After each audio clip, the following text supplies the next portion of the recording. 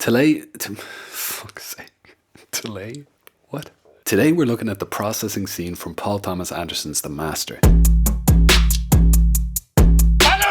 If you know the film, you probably know the scene. It seems to be one a lot of people come back to, and for good reason. It's hypnotic, enthralling, and very effectively reveals character. Plus, if you can make a sit-down dialogue scene this captivating, there are definitely some takeaways in there. Good shit. Real good shit. Let's start with the direct contrast of character in this scene. Having them sit together alone in conversation may make it difficult to create intensity, but the nature of this interaction, which seems more like a mild form of interrogation than anything else, creates the perfect situation to contrast their characters and to present their complicated power dynamic. You're not my dad! The fundamental difference between the pair is that Freddie Quell, played by Joaquin Phoenix, displays a primitive preoccupation with base desires in terms of his thoughts and behaviors. A simple man. Whereas Lancaster Dodd, or the Master, played by Philip Seymour Hoffman, displays thoughts and behaviors befitting a civilized or cultured man. Educated, sophisticated. As such, Lancaster tries to remain poised and in control, whereas Freddie gives in to impulses by displaying more aggression and less inhibition.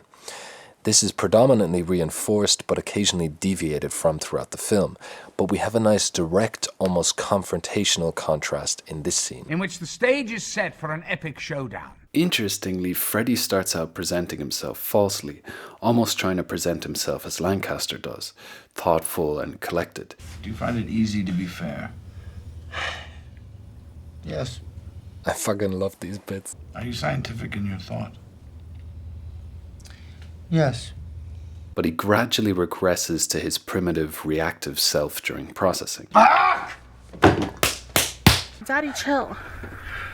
What the hell is even that? But Freddie is almost sometimes childish in his playfulness, and Lancaster occasionally indulges but also ridicules him for this. It's good to laugh during processing. Sometimes we forget. Even if it is the sound of an animal. This contributes to, as I mentioned, presenting their power dynamic. Lancaster asks the questions and directs the conversation. He seems to be in control of the situation. But it's Freddie that insists on being questioned in the first place, and even on continuing when Lancaster intends to stop. Freddie even playfully challenges Lancaster's processing in his own primitive way. Are you unpredictable?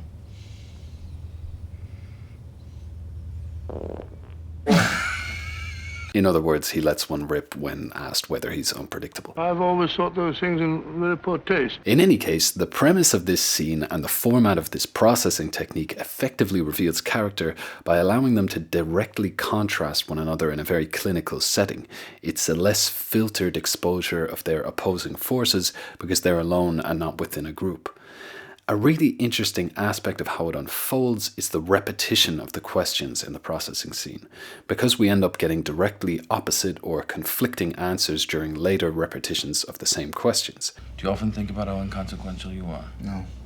Do you often think about how inconsequential you are? Yes. Are you lying? No. Are you a liar? Yes. Not only do the answers give us context and backstory to Freddie's character, the way he avoids topics and which topics he avoids also reveal things about him. Are you concerned with the impression you make?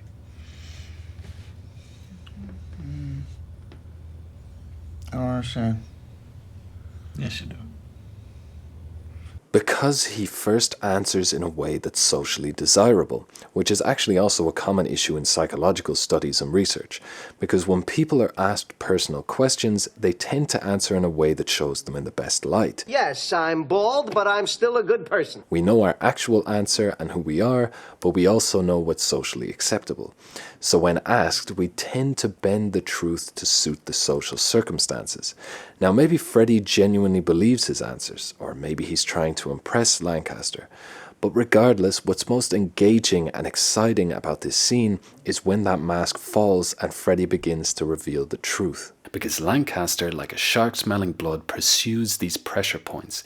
He can tell where Freddie becomes uncomfortable and digs deeper. Do you regret this? No. Where's your mother?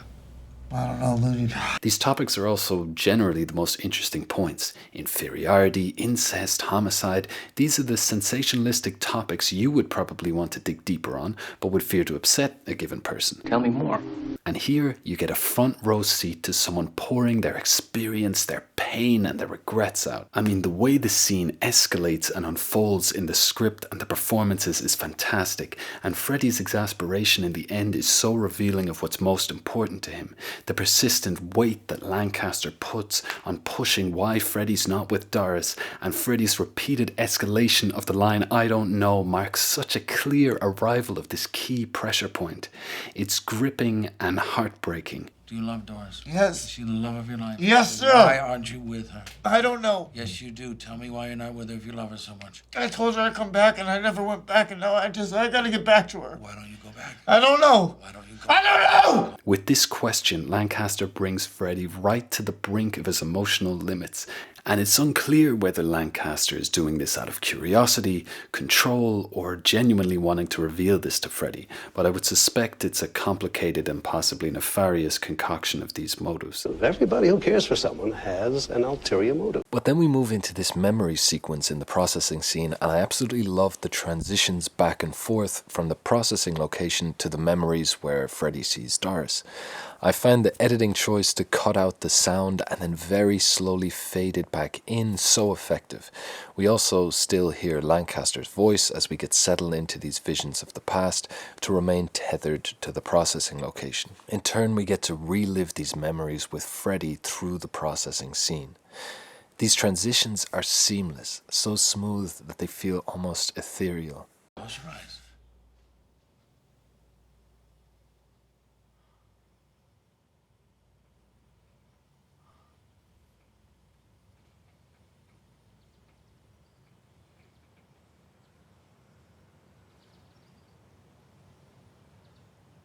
Recall a word. Flowers. The memory sequence itself, while fantastically edited, doesn't really satisfy me in terms of the writing. It feels a little bit cliche in parts. Her singing the song to him referring to them having their time. His erratic behavior makes sense, but some of the moments and lines feel out of character to me. But like I said, I love this narrative vessel and its flow, so I'm kind of nitpicking here. I think it might also be due to the fact that the other sections of this scene are so potent at revealing character that this simply can't compare to them. Like, even little things like Lancaster referring to Freddy as the bravest boy he's ever met. You are the bravest boy I've ever met. Elevating himself into a pseudo-paternal position. When the bar is this high, it's hard to meet it in every moment. We can't win them all. By the way, the no blinking aspect of this scene is also really interesting. Starting now, you're not to blink. The fact that no blinking is allowed and that Lancaster points out any infraction adds a physiologically taxing element and gives Lancaster another layer of control beyond simply asking the questions. I'm also fairly certain there are some moments where Lancaster says it. Infringement. When Freddy doesn't actually blink. Infringement. You blinked.